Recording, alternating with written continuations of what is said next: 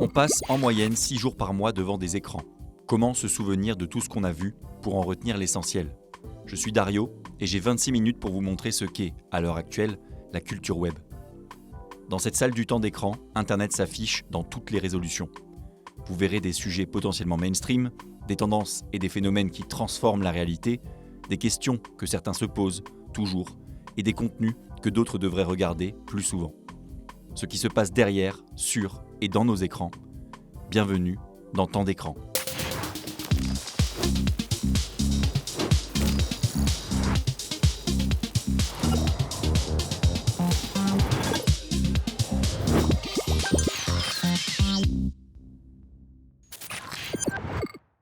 Allez, on ouvre notre salle du temps par notre petit interphone. C'est là que Michael Libert répond aux questions que vous n'osez poser ni à vos proches ni à Google, mais que vous balancez sans complexe dans la rue. Définition, explication et quelques surprises, c'est la FAQ de la rue. Salut, est-ce que tu pourrais me dire ce qu'est un agent IA ? Un agent IA, c'est un peu comme un employé à qui on aurait assigné une tâche à exécuter de manière autonome avec un objectif donné. Ce n'est pas juste un simple modèle d'IA, mais tout un système construit autour et dont la composition logicielle et matérielle varie en fonction de la tâche qu'il doit accomplir. Il existe plein de sortes d'agents IA, comme les agents réactifs par exemple. Eux, ils réagissent à un stimulus par une action précise. C'est le cas des agents de détection d'intrusion dans le domaine de la cybersécurité qui peuvent isoler un réseau informatique en réponse à la détection d'un comportement anormal. On a aussi les agents délibératifs, capables de raisonner sur un objectif et de planifier des actions pour l'atteindre. Des agents à mémoire, comme les robots aspirateurs, qui se souviennent de la cartographie de votre salon et s'adaptent aux nouveaux obstacles qu'ils y rencontrent. Ou encore des agents capables d'utiliser de manière combinée plusieurs outils de manière autonome, comme un navigateur web, un logiciel de codage ou une boîte mail. Mais attention, l'autonomie qu'on accorde à ces agents peut aussi jouer des tours si elle est mal contrôlée. Il y a quelques mois, un agent de codage IA développé par une entreprise américaine a effacé entièrement la base de données d'un client sans autorisation. Et le pire, c'est que l'agent IA en question a menti pour tenter de dissimuler sa bourde. Bonjour, est-ce que ça craint d'être sur Windows 10 ? Depuis le 14 octobre, Microsoft a arrêté les soins palliatifs de son système d'exploitation Windows 10. Concrètement, ça veut dire que cet OS ne bénéficiera plus d'aucune mise à jour de sécurité. En Europe, les utilisateurs de Windows 10 ont gratté un sursis d'1 an. C'est déjà ça, mais ça ne fait que repousser le problème. Et justement, c'est quoi le problème ? En fait, votre PC ne va pas s'arrêter de marcher d'un seul coup. Il va juste devenir vulnérable. Et comme elles ne seront plus corrigées, les failles de sécurité de Windows 10 pourront être potentiellement exploitées par des hackers. Ça implique pas mal de choses assez désagréables, à commencer par le possible vol de vos données personnelles.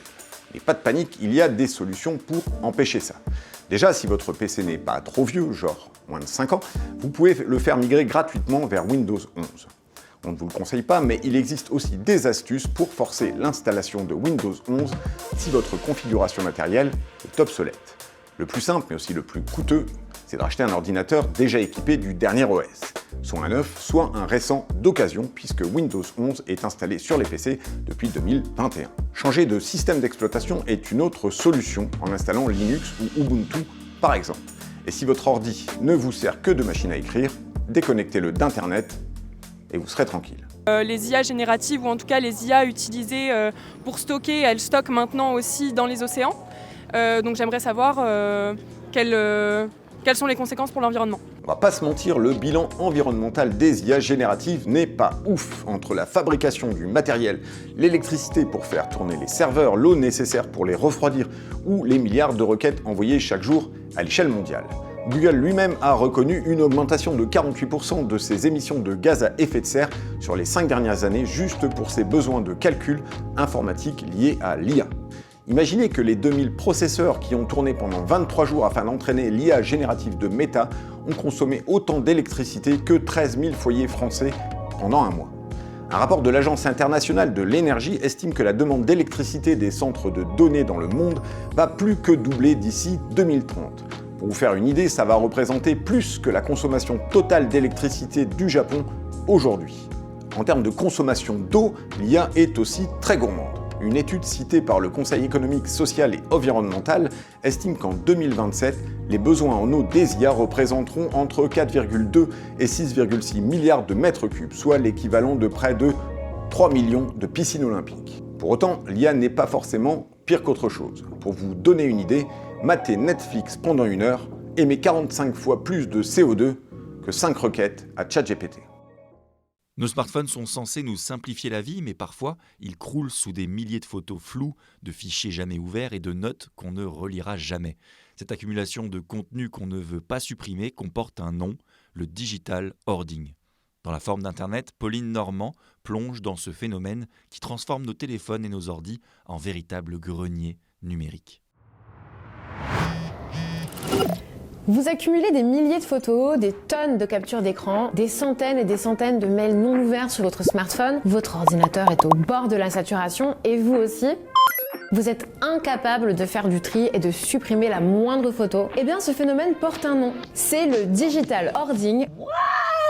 Ou encore l'accumulation compulsive de fichiers numériques. Le terme a gagné en popularité sur les forums en ligne et dans les médias. I believe I'm a digital hoarder. I have like 2 terabytes worth of travel content and photography and videos. I'm not sure when it's going to see the light of day, but I'm working hard to get it out. Derrière cet anglicisme mystérieux se cache bel et bien un trouble qui peut atteindre la santé mentale, la charge mentale et la productivité de celui qui en est atteint. Mais comment est-ce qu'il s'exprime, ce trouble ? Eh bien, on a demandé au psychologue clinicien Jean-Paul Santoro et voilà ce qu'il nous a expliqué. Ce qui est important, c'est pas les fichiers, c'est les traces en fait. C'est rassurant. Il y a la notion de donner l'impression d'une maîtrise, de contrôle. Mais du coup, c'est quoi les symptômes qui expliquent que vous êtes atteint du digital hoarding ? Un premier signe inquiétant, c'est par exemple si vous avez fait une photo il y a quelques jours et que vous êtes incapable de remettre la main dessus parce que tout simplement elle est perdue au milieu de milliers d'autres photos. They asked me for a headshot. I went to go look for it and could not find it. Et pire encore, vous ressentez moins de concentration, une fatigue mentale et même parfois de la confusion au milieu de tous ces fichiers accumulés. Accumuler, ça soulage l'angoisse immédiate, mais ça crée une surcharge mentale. Je garde pour me calmer, mais plus je garde, plus je me sens débordé. Le téléphone ou l'ordinateur devient une extension de l'état mental. Je suis saturé, je suis confus, je suis trop plein, mais la boucle continue. À ce stade, vous vous demandez sûrement, mais pourquoi est-ce que certaines personnes ne peuvent pas s'empêcher d'accumuler des données numériques ? En 2018, des chercheurs en psychologie ont mené une des premières études sur le sujet et ont identifié plusieurs raisons à cela.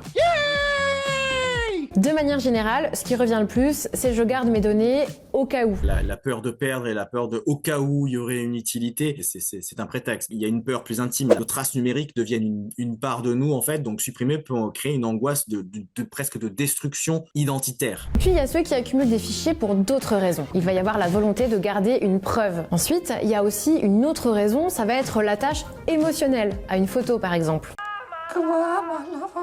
Aussi, cette même étude menée en 2018 a identifié 4 conséquences de ce fameux digital hoarding.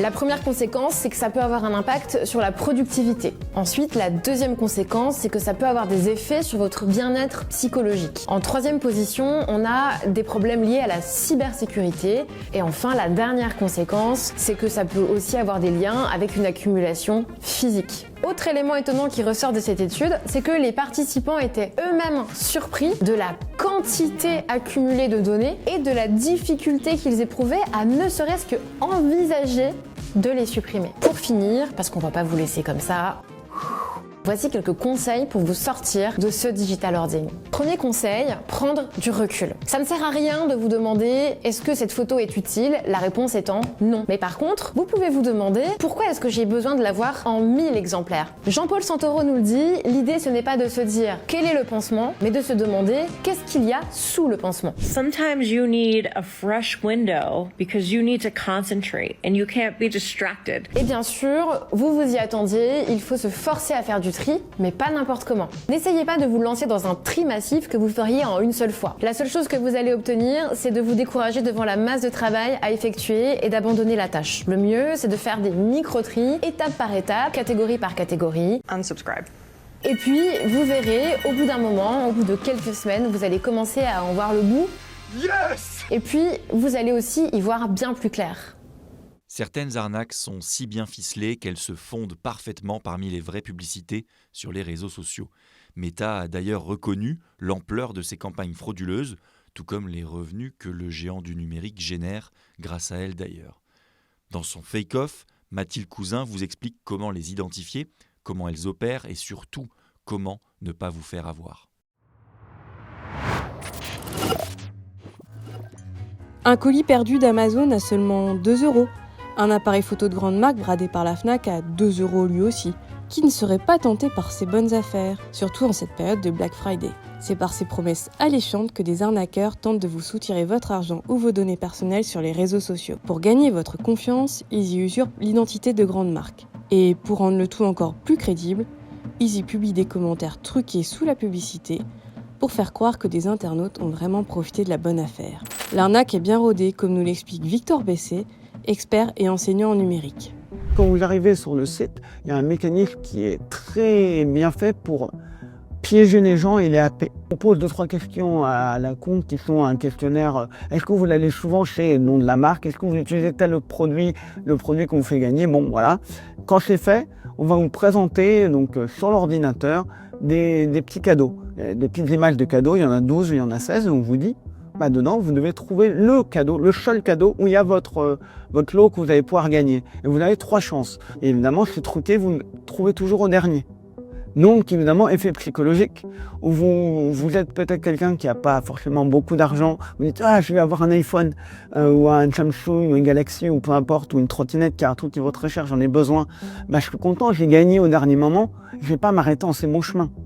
Quand on fait croire que c'est le hasard qui vous a poussé là-dessus, et après vous inscrivez vos coordonnées bancaires, et qu'est-ce qui va se passer? Vous vous rendez pas compte qu'il y a une petite ligne en tout petit qui vous dit que, qu'est-ce qui va se passer? Vous allez être débité jusqu'à 50 € tous les 14 jours. En plus de ces abonnements forcés, il existe d'autres risques, souligne le spécialiste. La première chose à faire qui peut se passer et qui peut arriver sur cette route-là, c'est une doublette, c'est-à-dire des escrocs qui vont réussir de vous arnaquer derrière. C'est notamment... pour que les gens comprennent bien, c'est les fameux SMS. Vous êtes chez vous, est-ce que vous avez un colis? Alors, comment s'en prémunir? Vraiment, si c'est trop gros pour être vrai, faites attention. Si on vous presse et qu'on vous met un minuteur en disant attention, il y a plus de 2 minutes, vaut mieux perdre l'offre exclusive que de perdre tout son argent sur son compte. Toujours être ultra vigilant, mais être trop vigilant que pas assez. En résumé, un réflexe. Si c'est trop beau, c'est que c'est du pipeau. On tamise maintenant les lumières et on allume le vidéoprojecteur. Thomas Michobielicz vous a sélectionné plusieurs vidéos YouTube pour ne pas perdre votre temps d'écran. Si vous cherchez quoi regarder quand vous aurez enfin un moment, voici ce que vous devez ajouter à votre playlist à regarder plus tard. Vous ne savez peut-être pas quoi regarder sur YouTube en ce moment, alors ne bougez pas, on vous a déniché 3 vidéos à absolument regarder cette semaine.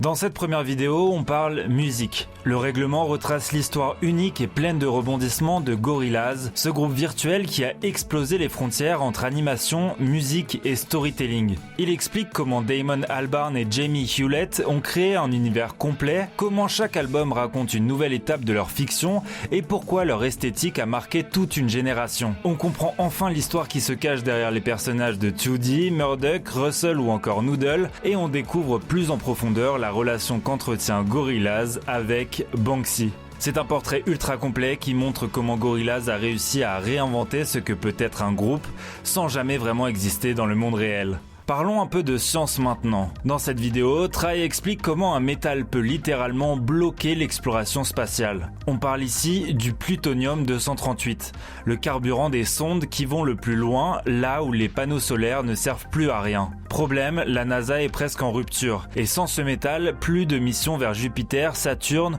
ou les confins du système solaire. Try nous explique la raison pour laquelle ce plutonium est si difficile à produire, comment chaque gramme est compté et pourquoi certaines missions ont dû être annulées.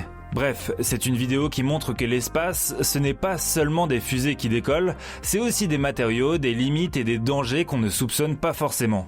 Pour finir, on part en immersion totale dans l'un des logements les plus extrêmes au monde, un appartement cercueil de 1 mètre carré à Hong Kong. Dans cette vidéo, Léonard va à la rencontre de personnes vivant dans ces micro-habitats où chaque centimètre compte. Il visite des logements divisés où 10 personnes peuvent partager un même appartement. Certains travaillent jour et nuit pour supporter le loyer, d'autres ont tout perdu pendant le Covid et se retrouvent dans ces espaces minuscules. On découvre les conditions de vie, l'ambiance, les contraintes, mais surtout les raisons économiques et sociales qui poussent certaines personnes à y vivre.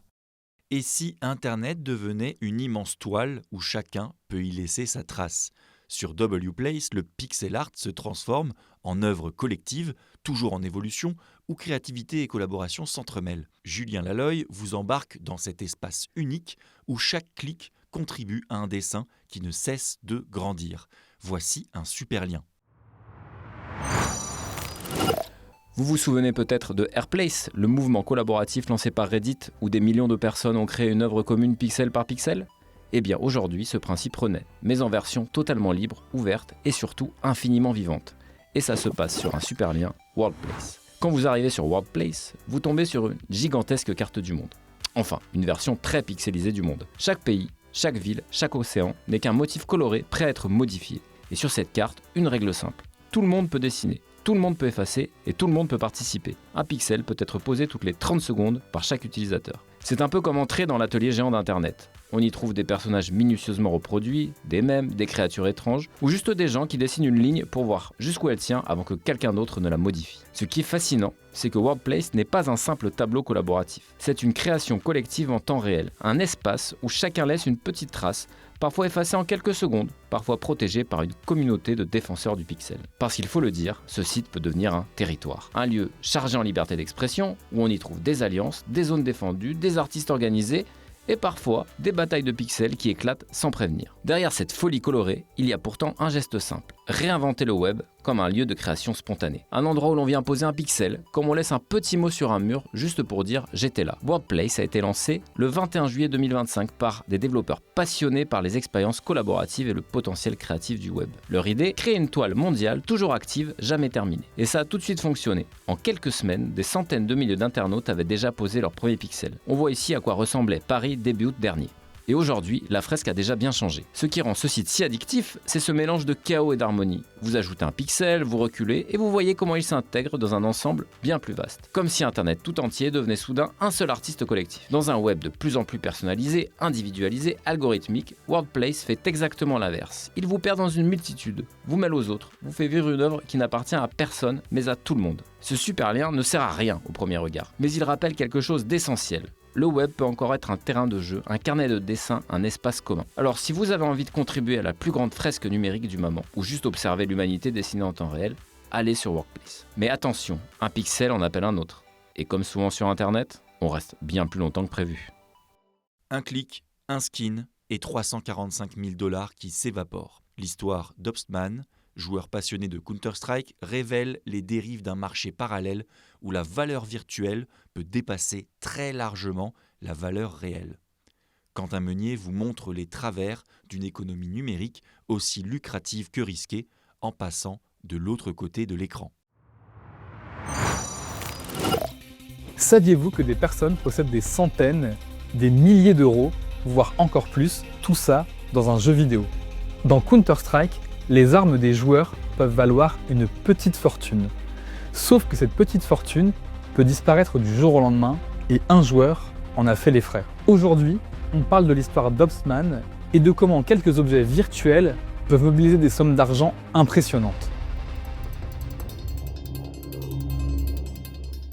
Alors, petit historique, Counter-Strike, c'est un jeu vidéo de tir à la première personne, un FPS, sorti dans les années 2000 et édité par Valve. Dans les épisodes les plus récents, les joueurs peuvent obtenir ou acheter des skins. Les skins dans le jeu vidéo, ça correspond à des accessoires, des cosmétiques, des armes ou des personnages qui permettent aux joueurs de personnaliser leur apparence. C'est souvent assez inutile, ça sert à se la péter, comme quand on se ramenait avec les dernières baskets Nike au collège par exemple, mais ça sert aussi aux studios de jeux vidéo qui peuvent se faire un peu plus d'argent. Parce que ces skins, pour les obtenir, il faut soit les acheter directement, soit acheter des loot box, des sortes de pochettes surprises virtuelles dans laquelle on va peut-être avoir la chance d'obtenir un skin. Sauf qu'avec ces skins, Counter-Strike n'est plus seulement un jeu, mais une place de marché, puisque certains s'échangent ou se revendent entre joueurs pour de l'argent réel. Certains skins valent des milliers, voire des dizaines de milliers d'euros. Et ils peuvent prendre de la valeur simplement parce qu'un joueur pro les a utilisés sur scène ou parce qu'ils circulent à un très petit nombre d'exemplaires. Au fil des années, les joueurs ont commencé à traiter leur inventaire de skins comme un véritable portefeuille financier. Un joueur, dont un certain Opsman.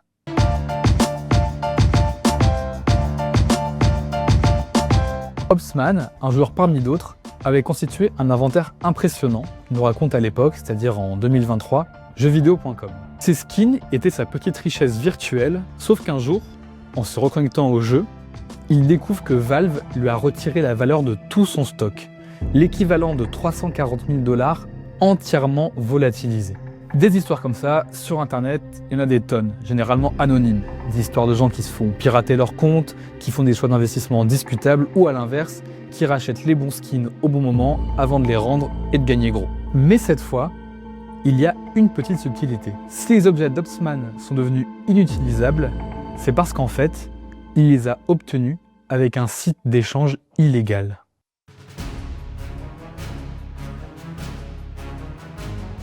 Parce que si un marché officiel existe pour ces skins, il y a aussi d'autres places d'échange parallèles.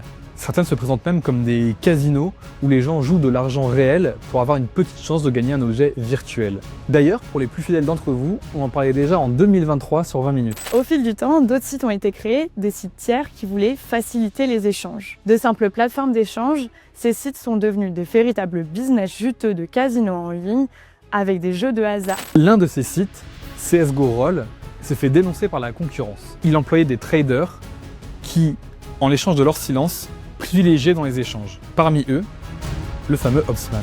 Donc, quand Valve s'est penché sur la question et a décidé de faire un peu de ménage, les personnes concernées ont vu la valeur de leur skin réduite à 0. Un peu comme quand on gèle les actifs financiers d'un oligarque russe, par exemple. Et dans sa lutte contre les marchés parallèles, Valve ne s'arrête pas là, si bien qu'une de leurs décisions a provoqué l'équivalent d'un krach boursier dans le petit monde de Counter-Strike.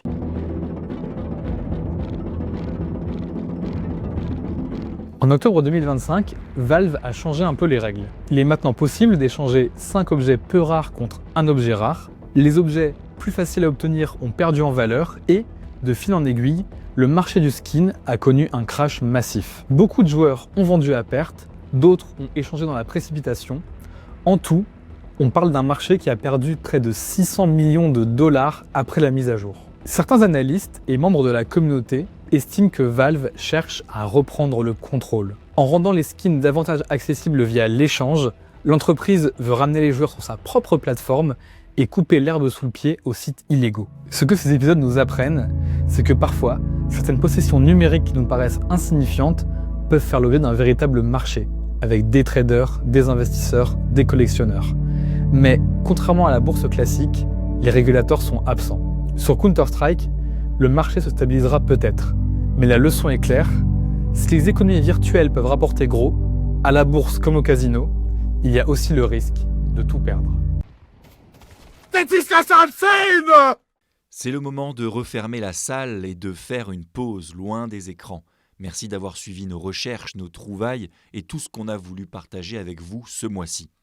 On se retrouve très vite et n'oubliez pas, il y a tant d'écrans et tant de choses à découvrir sur Internet.